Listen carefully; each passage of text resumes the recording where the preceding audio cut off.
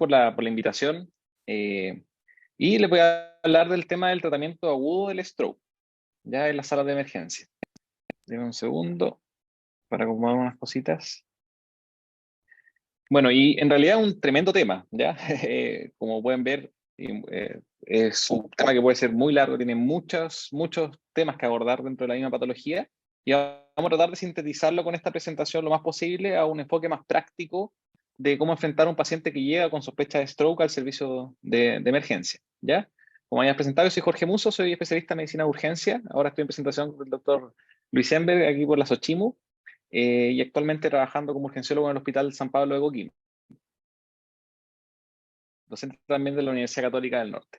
Bueno, primero vamos a partir con algunos números muy generales. ¿Y por qué es importante este tema? Básicamente porque está dentro de las primeras causas de muerte, tanto a nivel global también como a nivel local. ¿Ya? Como vemos siempre, está entre la patología isquémica cardíaca y el stroke, siempre peleando como los primeros dos lugares. ¿Ya? Y al mismo tiempo también está dentro de las primeras causas de discapacidad. Y esto se ha repetido durante los años y este es un registro más local acá en Chile, dentro de las primeras 10 causas de muerte, que si bien lo último del 2020 al 2022, el que ganó todos los premios fue el COVID-19 como primera causa de mortalidad, siempre atrás, siempre peleando los primeros lugares están las enfermedades isquémicas cardíacas y en los accidentes cerebrovasculares, ya siempre peleando entre primero, segundo o tercer lugar. Y esto no varía tampoco a nivel mundial. ¿Por qué también es importante hablar de esta patología? Porque es la primera causa de discapacidad. Y cada paciente que presenta un evento cerebrovascular, en general, 1 de cada 3 pacientes va a estar muerto 6 meses. Así que es una cifra súper llamativa, muy importante. Así que por eso es tan importante saber manejar bien esta patología para tratar de mejorar un poco el pronóstico de los pacientes. Un poquito hablando de los números que igual ya se había mencionado en presentaciones anteriores, aproximadamente un 87% de los accidentes cerebrovasculares que se presentan son isquémicos, ¿ya? El resto de los accidentes cerebrovasculares son hemorrágicos, de los cuales aproximadamente un 10% corresponde a la hemorragia intraparenquimatosa y un 3 a 5% en general son hemorragias subaracnoides. Y acá es muy importante las medidas que nosotros hagamos, como el manejo inicial en el servicio de urgencia, es muy importante el tiempo. Y si nosotros lo vamos a cuantificar, bueno, está esta publicación del stroke que fue el 2005, que cuantifica más que nada algo que yo creo que todos hemos escuchado, que el tiempo es cerebro, ¿ya? Y como podemos ver, por ejemplo, la cantidad de neuronas perdidas por minuto. O sea, perdemos 1,9 millones de neuronas por minuto, y a la hora pueden ser 120 millones de neuronas. Si lo podemos medir como las fibras mielinizadas que se pierden, en un accidente vascular se puede perder 7.140 kilómetros de fibra mielinizada. O sea, la cantidad de neuronas que mueren son muchísimas. Y la idea, y yo creo que nuestros principales objetivos es tratar de hacer todas las medidas posibles para tratar de entregar de forma oportuna las terapias de reperfusión, las terapias de neuroprotección, para tratar de que esta pérdida sea lo menor posible y el paciente no quede con mayores secuelas funcionales en el futuro. Por lo tanto, nuestra estrategia en el servicio de urgencia va a ser primero el reconocimiento precoz. Y eso tiene que ir desde el prehospitalario hasta que el paciente llega a nuestro servicio, ¿ya? Una vez que llega, tenemos que estabilizar al paciente. Nuestro enfoque, básicamente, inicialmente va a ser también rescatar las zonas de penumbra, toda esa área que inicialmente está con algún grado de isquemia, tratar de reperfundir, si es que se puede, evitar más daño con medidas de neuroprotección y al mismo tiempo también evitar las complicaciones que se pueden ir dando durante el ingreso del paciente. Por lo tanto, una vez que llega el paciente, como en todos los pacientes que llegan a los servicios de urgencia, tenemos que hacer una adecuada evaluación primaria y las acciones primarias que sean pertinentes, de lo que vamos a hablar un poquito más adelante. Tenemos que hacer una historia clínica y un examen físico, que si el paciente está dentro de las terapias, sobre todo dentro de las horas de ser candidato a alguna terapia de reperfusión, tiene que ser dirigido, ya básicamente dirigido en el diagnóstico, dirigido en los tiempos de reperfusión, en los criterios de inclusión para alguna de estas terapias, para también alcanzar a cumplir con todos los tiempos que son objetivos para poder no perder tiempo y no perder más neuronas, ¿ya? De ahí va a ir a una neuroimagen, que muchas veces va a estar protocolizado para que sea lo más rápido posible, y el manejo definitivo según los hallazgos que vayamos encontrando y según la historia clínica del paciente. El tiempo es muy importante, como habíamos dicho, y el tiempo de reperfusión también es muy importante. Y de aquí es importante desde el prehospitalario hasta que el paciente llega al hospital, es importante dónde nos encontremos, dónde está el paciente, para saber dónde muchas veces vamos a tener que derivar si es que estamos en un centro de atención menos compleja. O si estamos en un centro de atención compleja, muchas veces vamos a tener que derivar o saber que tenemos que activar algunos procedimientos, como por ejemplo la trombectomía mecánica. Entonces tenemos que tener bien claro cuáles son esos tiempos de reperfusión. Y ahí vamos a hablar también un poquito de eso en esta clase. Por lo tanto, a modo general, un paciente que inicia síntomas en menos de 4.5 horas de inicio es un paciente que puede ser candidato a trombolisis, ¿ya? Y hasta las 24 horas, según los últimos estudios, pudiese ser candidato a trombectomía si que cumple con criterios en que se beneficien en el caso de la trombectomía mecánica, que vamos también a hablar durante la presentación. De qué es importante que si el paciente cumple con estas características de inicio de síntomas, tenemos que idealmente tener un código stroke en nuestro centro, ¿ya? Yo por lo menos en todos los centros en los que he trabajado, tenemos el código stroke donde manejamos de una forma con un equipo multidisciplinario de neurólogo, urgenciólogo o el médico que se encuentra haciendo turno en la urgencia para tratar de hacer todo lo más rápido posible y la mejor forma para el paciente.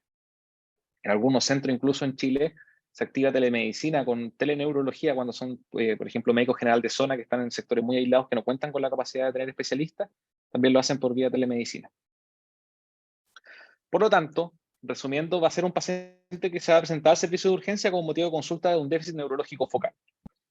Lo primero que tenemos que hacer, como en todos los pacientes, es una evaluación de signos vitales y hacer una correcta evaluación primaria, porque el espectro de pacientes que nos va a llegar va a ser bien amplio con un accidente cerebrovascular. Vamos a tener pacientes que van a tener un déficit menor muchas veces, pero también vamos a tener pacientes que pueden tener un déficit bastante severo y muchas veces tener compromiso vulvar, muchas veces no van a proteger la vía aérea, los pacientes van a estar comprometidos de conciencia. Por lo tanto, tenemos que hacer nuestras acciones primarias antes de seguir con el resto. Tenemos que estabilizar al paciente que llega grave. Ya con respecto a la vía aérea, tenemos que preocuparnos de que el paciente permeabilice vía aérea, que tenga un adecuado manejo de secreciones, antes de, por ejemplo, llevarle un escáner, ¿no? Es lo primero, básicamente, la evaluación primaria. Con respecto a la B, ver bien el patrón ventilatorio, en la C, ver bien la hemodinamia del paciente, y aquí el D, el D, básicamente, el déficit neurológico, vamos a tratar de hacerlo de una forma acotada, para poder diagnosticar y hacer una especie de triage de qué paciente va a ser, si que está dentro de los tiempos de evolución adecuados, qué paciente pudiese ser beneficiario de hacer alguna terapia de repercusión, ¿ya? Si que puede ser candidato o no puede ser candidato, y exponer también sobre las lesiones. Por lo tanto, donde un espectro muy grande de pacientes que se pueden ir presentaciones clínicas, tenemos que manejar a los pacientes que llegan graves, estabilizarlos para después continuar con el resto de los tratamientos. Y hay pacientes que van a llegar con déficit menores o muchas veces no va a ser necesario hacer mayores medidas en esta evaluación primaria para poder seguir con la historia clínica y el resto de las medidas que vamos a hablar en la presentación. Importante, que ya se conversó también, como en los mimics, la glucosa. La glicemia capilar es algo que es muy fácil, muy disponible en prácticamente todos los centros y que es un mimics que no se nos puede pasar por alto, ¿ya? Así que dentro de la evaluación rutinaria de todos los pacientes que lleguen por compromiso de conciencia, por déficit neurológico focal, tiene que ir una glicemia capilar de entrada, ¿ya? Ahora, la segunda pregunta. El paciente llegó a nuestro reanimador o llegó a nuestro servicio de urgencia, hicimos una correcta evaluación primaria y acciones primarias, tenemos que preguntarnos si realmente corresponde a un accidente cerebrovascular o no, y lo que tenemos que hacer es buscar síntomas negativos, ¿ya? Muchas veces hay síntomas positivos que uno puede confundir y se confunde muchas veces con accidente vascular, por ejemplo, la aparición de parestesias o movimientos de alguna extremidad. Esos son síntomas positivos y es mucho menos probable, la verdad, que sea un déficit neurológico focal por un accidente vascular. Y eso habla más, por ejemplo, de actividad eléctrica, que uno también de los mimics más frecuentes. Yo diría que ahí una de las excepciones de los signos positivos que se pudiese presentar es, por ejemplo, el vértigo en los accidentes vasculares que son de fosa posterior, ¿ya? Pero la mayoría de las veces va a ser déficit neurológico, una hipoestesia, hemihipoestesia, hemiparesia, etc. Y una escala que ya es muy conocida por todos, probablemente, y que se usa mucho en nuestro centro en general, lo usamos del triage, para poder identificar rápidamente a estos pacientes y poder no retrasar mucho el diagnóstico, la escala de Cincinnati, ¿ya? Que en general con una falla tiene un 62% de probabilidad de tener un stroke. A medida que llegamos hasta las 3 fallas podemos tener hasta un 85% de probabilidad. Por lo tanto, una escala que es muy fácil de hacer, tiene una buena sensibilidad y especificidad para poder hacer un triage rápido de los pacientes que presentan un accidente cerebrovascular. Y ahí viene nuestra segunda pregunta, y también va a depender también de dónde estemos ubicados nosotros y la complejidad de nuestro centro. ¿El paciente tiene alguna obstrucción de algún gran vaso? ¿Y por qué esta pregunta? Porque estos son los pacientes que se podrían beneficiar de trombectomía mecánica, y no es algo que esté ampliamente en todos los centros. Por lo tanto, nosotros tenemos algunas reglas clínicas, algunas herramientas clínicas que nos pueden ayudar a identificar a pacientes que solamente de forma clínica podamos predecir que sí necesitan eventualmente trombectomía mecánica, o más que trombectomía mecánica, pacientes que sí tienen compromiso de algún gran vaso. Entonces, por ejemplo, si no tengo escáner, no tengo la posibilidad de hacer mayor intervención y tengo que derivar a mi paciente, si es que tengo alguno de estos scores sugerentes de una obstrucción de un gran vaso y estoy dentro de las terapias, dentro de las horas y de la ventana de reperfusión, lo ideal sería enviarlo directamente a un centro que tengamos estas alternativas terapéuticas, ¿ya? Y aquí está el VAN, ¿ya? El VAN habla de que si tengo debilidad más alguno de estos que sea déficit visual, afasia o negligencia, tengo una alta probabilidad de que esto sea una obstrucción de un gran vaso. Es un score una herramienta muy fácil de aplicar, una herramienta clínica, y nos podría servir en estos contextos que pueden ser desde prehospitalario o cuando me encuentro en algún centro de menor complejidad para poder hacer una correcta derivación. También hay otro score que, por ejemplo, está el RACE, ¿ya? Que también tiene una buena sensibilidad y una buena especificidad. Es un poquito más complejo de hacer, pero también es una herramienta que puede ser de gran utilidad, ¿ya? Algo que en general todos debiésemos hacer, si bien muchas veces hay que estar validado para hacerlo con el puntaje exacto, podemos usar incluso herramientas como por ejemplo calculadoras en el teléfono, etcétera, y de a poco nos vamos a ir familiarizando más con el NIH Score, que tiene una muy buena correlación con el tamaño del infarto y también con el pronóstico funcional. Y a medida que mayor es este puntaje, en general habla de mayor severidad, ¿ya? Eh, Aquí les pongo esta tabla que podemos comparar algunos de estos scores para tratar de evaluar cuando hay alguna oclusión emergente de algún LVO o un gran vaso, que muchas veces es lo que se pudiese beneficiar de trombectomía mecánica. Y vemos, por ejemplo, que el VAN tiene buen valor predictivo negativo cercano a un 100%, tiene una buena sensibilidad también cercana al 100%, y especificidad, ya del 90%. El AMS, el RACE también andan bien con los números, ya tienen sensibilidad cercana al 85% y valores predictivos negativos 94%. Así que son buenas herramientas, elijamos una con la que nos podamos sentir cómodos y en caso que necesitemos hacer una derivación a un centro secundario de mayor complejidad, cuando no tenemos disponibilidad muchas veces de otras terapias de reperfusión como la trombectomía mecánica.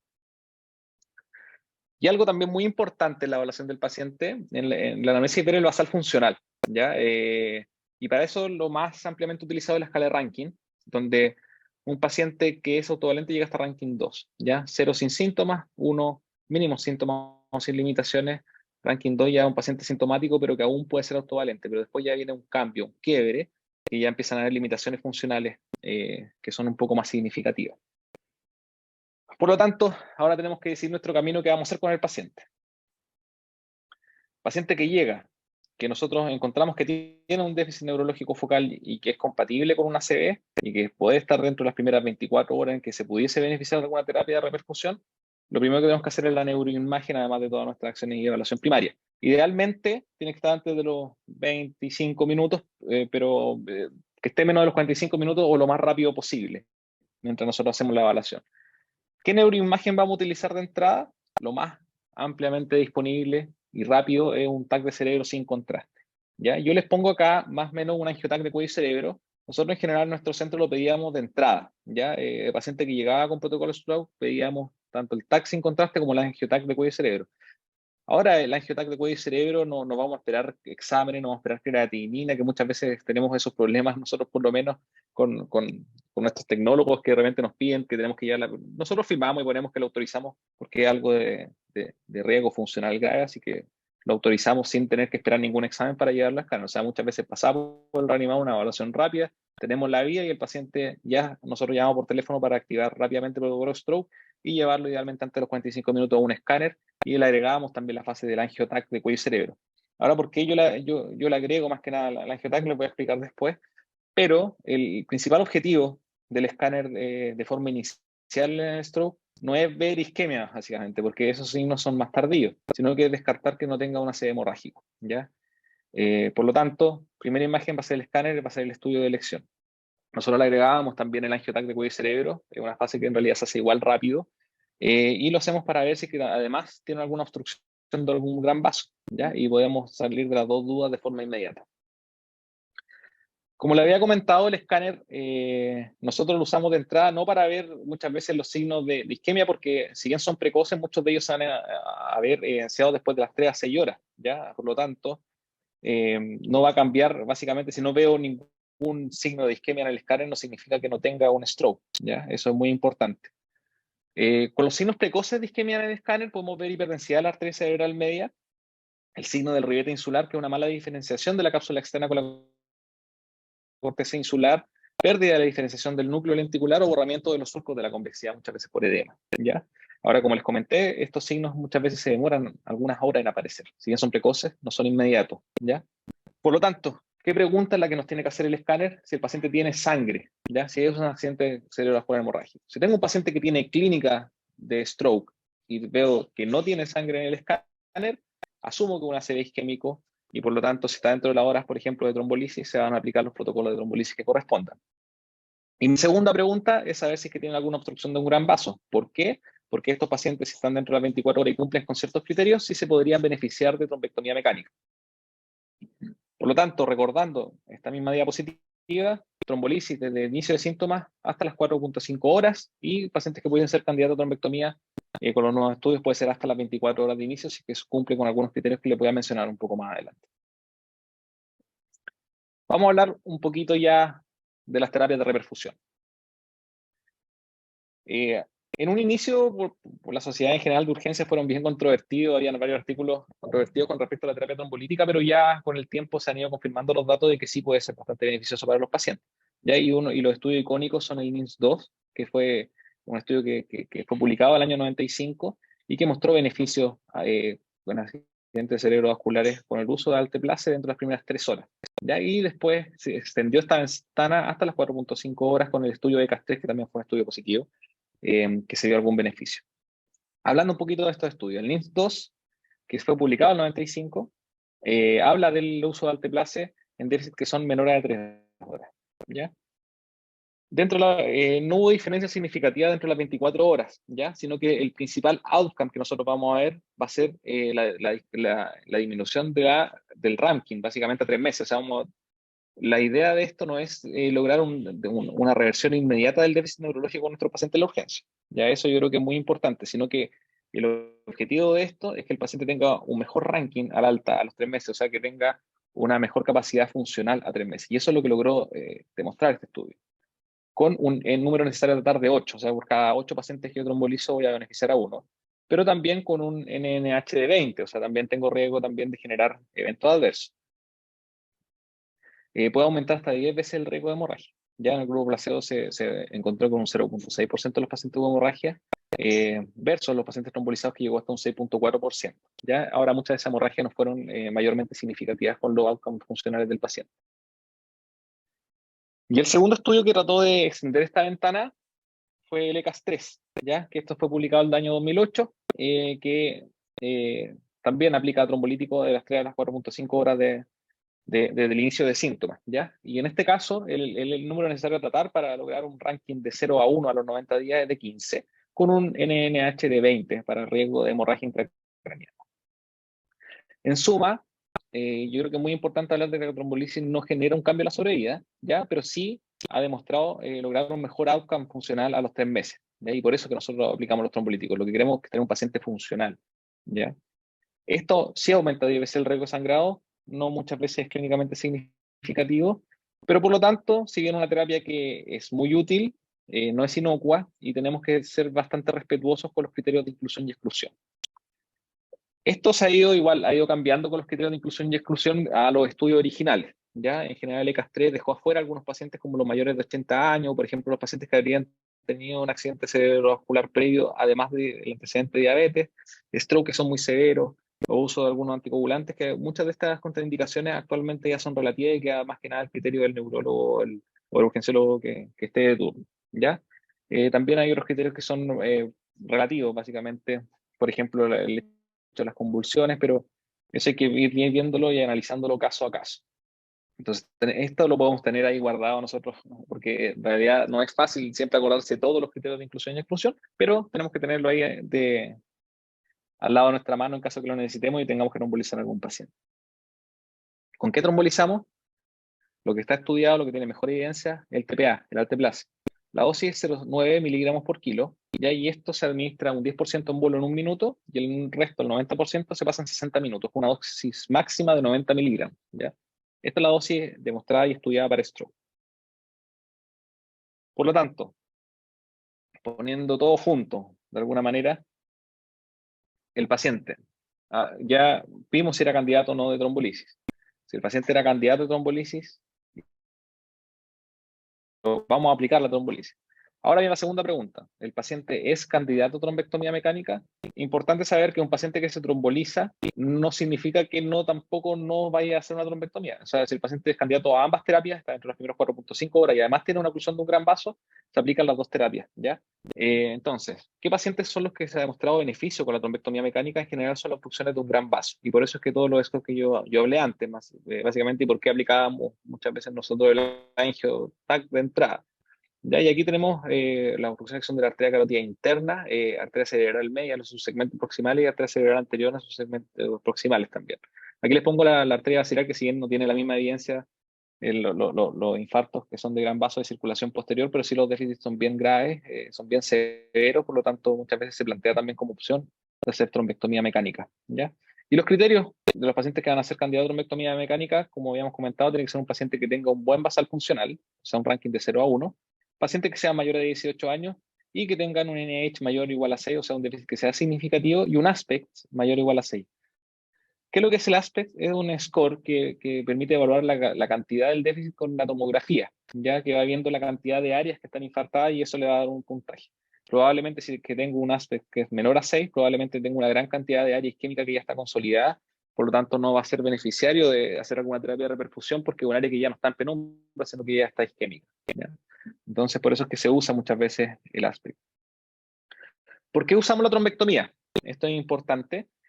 Cuando hay alguna obstrucción significativa de la arteria carótida interna, solamente un 10% va a andar bien con trombolítico solo, ¿ya? Y cuando tengo alguna obstrucción de la arteria cerebral media en sus segmentos proximales, solamente un 30% va a recanalizar con alteplase. Por lo tanto, aquí necesitamos una intervención adicional muchas veces para tratar de permeabilizar el vaso y lograr una reperfusión y salvar áreas que sean de penumbra isquémica, ¿ya? En un inicio se planteaba hasta las 6 horas con el estudio del Mr. Clean, y actualmente ya se prolongó estas terapias que pueden llegar hasta las 16 y 24 horas con el DON y el Diffuse 3, ¿ya? Que fueron publicados el 2017 y el 2018. Un poquito para saber también qué pacientes van a ser beneficiarios de trombectomía mecánica. En general, menor a 6 horas, pacientes que tengan un aspect mayor o igual a 6 y un NIH mayor o igual a 6 con algún déficit, con alguna obstrucción de un gran vaso, con un déficit persistente significativo, se pudiese ser beneficiado de trombectomía mecánica. Ahora, si está en la ventana entre las 6 y las 24 horas, va a depender un poco si es que tengo la capacidad en mi centro de poder medir con un escáner o una resonancia la cantidad de área de penumbra con un mismatch entre la perfusión y la difusión, ¿ya? Tengo que tener el software y tengo que tener también el recurso, ¿ya? Que puede estar. Y si es que esto es así, vamos a aplicar los criterios que vayan a estar dados según los estudios del Diffuse 3 o el DON. Si es que no tenemos la capacidad de tener un resonador que tenga la capacidad de poder hacer un mismatch entre la área de perfusión y difusión, podemos considerar también hacer trombectomía en pacientes que tengan un NIH mayor a 10, pero un aspect mayor o igual a 6. Ahora viene el resto. ¿Cuándo hay un déficit al despertar, por ejemplo? El paciente la última vez que fue visto bien fue ayer en la noche. Entonces muchas veces a nosotros por lo menos nos enseñaron, a mí me enseñaron en el pregrado, paciente que tiene un déficit al despertar se asume que su tiempo de inicio de los síntomas fue la última vez que nosotros lo vimos de forma autovalente, la última vez que lo vimos bien en su basal neurológico. Ya lo que no está mal, pero actualmente hay nuevos recursos y salió el Wake Up. Ya este fue un estudio que se publicó el año 2018, que lo que hace es básicamente medir un mismatch entre difusión y flare, ¿ya? ¿Por qué? En general la difusión, se ve una hiperintensidad en la resonancia en difusión desde los 15 a 30 minutos desde que el paciente tiene un stroke, ¿ya? Por lo tanto, es bastante precoz el poder ver alguna alteración en difusión cuando un paciente tiene un ACV isquémico, ¿ya? Desde los 15 a 30 minutos lo vamos a ver. Pero si lo comparamos con otra fase que es flare, vamos a ver que sí, que hay una hiperintensidad en difusión cuando hay isquemia, pero está más tardía en general después de las 4 o 6 horas. Entonces, ¿qué es lo que hicieron en este estudio? En centros que tenían la capacidad de tener un resonador con protocolo stroke rápido, en general un protocolo stroke en la resonancia no lleva contraste y no se demora más de 10 minutos tampoco, ¿ya? Y esto va a ser muy variable en qué centro nos encontremos trabajando. Pero si tenemos la disponibilidad técnica de hacerlo, puede ayudar. Aquí les voy a poner algunos ejemplos. Vemos la primera imagen de arriba a la izquierda, que podemos ver que en difusión sí se ve hiperintensa un área, y en flare no se ve esta hiperintensidad en difusión. Por lo tanto, nosotros asumimos que ese infarto o ese accidente cerebrovascular, si bien lleva más de 15 a 30 minutos de inicio de síntomas, sí lleva menos de 4 a 6 horas de inicio de síntomas y por lo tanto sí puede ser candidato a trombolisis, lo que el estudio mostró que tenía muy buenos resultados. Lo mismo acá, un accidente cerebrovascular que podemos ver al lado derecho de la primera imagen, que tiene una hiperintensidad del núcleo de la base que en FLAIR no se puede ver hiperintensa. Por lo tanto, también asumimos que tenemos un ACE isquémico que de inicio agudo, probablemente menor a 4 o 6 horas. ¿Ya?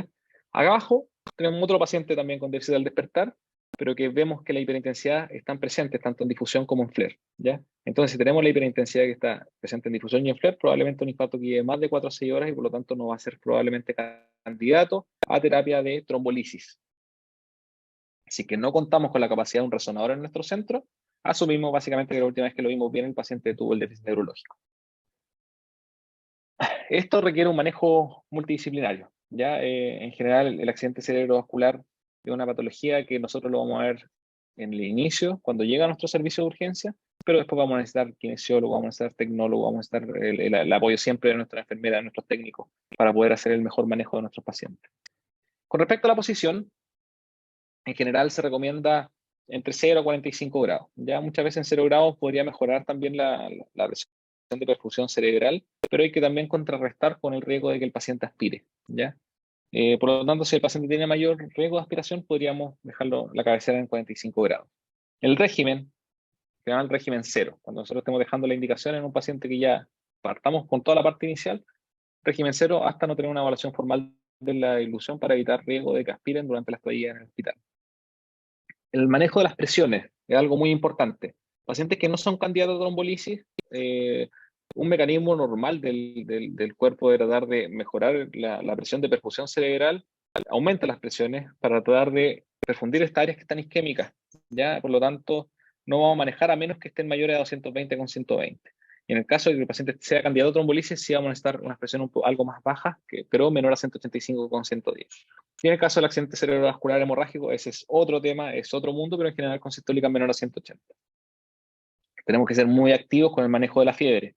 Sabemos que la fiebre aumenta el metabolismo celular y en células que ya están isquémicas puede aumentar la muerte celular. Así que por lo tanto la fiebre sí es tóxica para estos pacientes y tenemos que ser muy activos en el manejo de esta. Con respecto al manejo de las presiones, drogas que podemos usar en general, de preferencia drogas que sean titulables, ¿ya? Titulables y que podamos usar de uso endovenoso en nuestra reanimadora, en nuestro servicio de urgencia. Podemos usar el labetalol en bolos de 10 a 20 miligramos para dejar muchas veces, si es que es necesario, una infusión, ya que va de 20, 30 miligramos hora y que podemos llegar hasta 2 a 8 miligramos por minuto.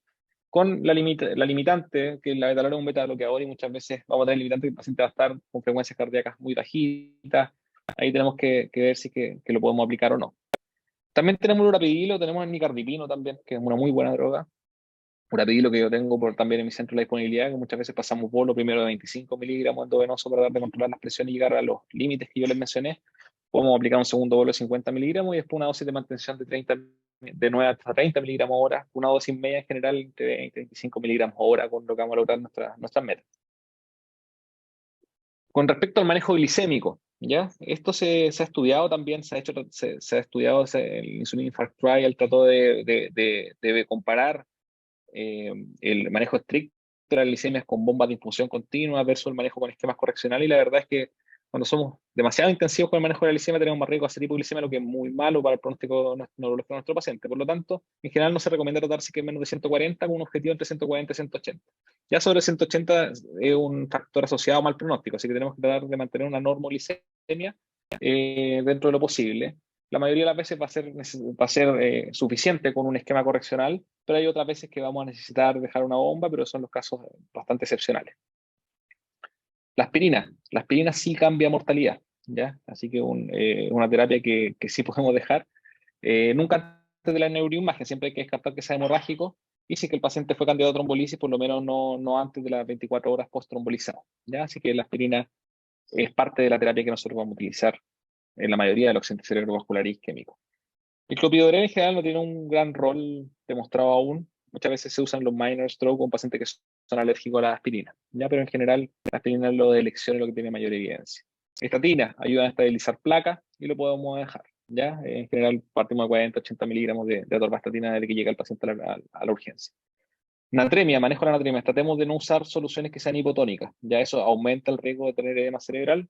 Tratemos de usar soluciones que sean isotónicas. Ya solución salina al 0,9, solución Ringer lactato. Así que vamos a dejar fluidos endovenosos con estos pacientes. Y con respecto a la anticoagulación, en general casi nunca va a ser antes de las 48 horas, ¿ya? A menos que el accidente cerebrovascular sea secundario a una trombosis de seno venoso o, por ejemplo, secundario a la disección de algún vaso intracraneal. Ya en general, para la mayoría del resto de las indicaciones, se puede utilizar después de las 48 horas. Y una medida que es muy importante, que muchas veces hablamos mucho de la trombolisis, pero en realidad lo que tiene muy buena evidencia con mortalidad y con riesgo de dependencia, es la unidad de stroke, ¿ya? No sacamos nada con hacer todas estas medidas que nosotros hablamos recién, si es que el paciente va a quedar 3 días hospitalizado en la urgencia, que de repente pasa. Lamentablemente los flujos, por lo menos en nuestros servicios, no son tan buenos y un paciente puede estar 2, 3 días en la urgencia. Así que ahora hemos logrado ya un poquito estandarizar esto y darle cierto privilegio e incluso armar unidades de stroke para disminuir el riesgo de muerte de dependencia, ¿ya? Que tiene un NT de 32 para mortalidad. Son las unidades de stroke. Por ejemplo, una UTI, que haya un equipo multidisciplinario. Se ha estudiado también si es que hay algún tipo de equipo multidisciplinario que no hay ninguna diferencia, básicamente en cómo se conforman este equipo mientras se evalúe bien con audiología, kinesiología, enfermería, medicina, y estemos atentos a realizar todas estas medidas de neuroprotección de forma bien activa y de rehabilitación. Por lo tanto, en suma, pacientes que llegan a la urgencia, signos vitales, evaluación primaria y acciones primarias, y tenemos que ver rápidamente, en caso de que sea una serie isquémico, si va a ser candidato a terapias de reperfusión como trombolisis y trombectomía. ¿Ya? Saber detectar a los pacientes que se pudiesen beneficiar de estas terapias es muy importante, y la neuroprotección. Por lo tanto, recordando nuevamente, déficit ante las 3 horas por protocolo NICE-2 pudiese ser candidato a trombolisis. Hasta las 4.5 horas con protocolo de CAS3 también pudiese ser candidato a trombolisis, ¿ya? Y hasta las 24 horas pudiese ser candidato a trombectomía si es que cumple con los criterios que nosotros conversamos en esta presentación. Tenemos que estar preparados también para eventuales complicaciones. El aplicar un trombolítico, como habíamos conversado, tiene riesgo de sangrado, aumenta 10 veces el riesgo de sangrado, que si bien no siempre es significativo, sí puede ser significativo, así que tenemos que estar preparados para eso. Tenemos que saber manejar estas complicaciones. Los trombolíticos también pueden generar otro tipo de eventos adversos, como por ejemplo la hipotensión, que es algo que yo he visto muchas veces, que tenemos que incluso apoyar transitoriamente con drogas vasoactivas, o también la aparición de angioedema asociado al uso de alteplase, ¿ya? Así que tenemos que el paciente que se tromboliza tiene que estar con un control seriado de signos vitales y tiene que estar en una unidad monitorizada, y tenemos que estar encima de estos pacientes para estar y actuar de forma rápida en caso de que presente cualquiera de estas complicaciones. Así que si va a trombolizar, tengo que tener un centro que tenga banco de sangre, en caso que el paciente sangre, más que nada por el crioprecipitado, que es una de las formas que se revierte el trombolítico. Tenemos que tener personal capacitado para manejo de paciente grave en caso que el paciente sangre, tengamos que proteger la vía aérea, etcétera. Capacidad de evaluación o derivación con algún neurocirujano en caso que sea necesario. Y tenemos que tener un equipo multidisciplinario de stroke. ¿Ya? Aquí les voy a dejar un extra, básicamente, que pasa si el paciente sangra post-trombolisis. Lo primero es detener la difusión, confirmar el diagnóstico y solicitar exámenes de laboratorios que tengo disponibles. Si puedo medir fibrinógeno, lo tomo y después le administro de unidad de crioprecipitado. Si es que no tengo disponible fibrinógeno, administro igual de unidad de crioprecipitado en día de 30 minutos. Y también se pudiese agregar, por ejemplo, ácido tranexámico. Así que eso es un tema largo, pero traté un poquito de enfocar a qué es lo que hace uno cuando llega un paciente al servicio de urgencia con un accidente cerebrovascular.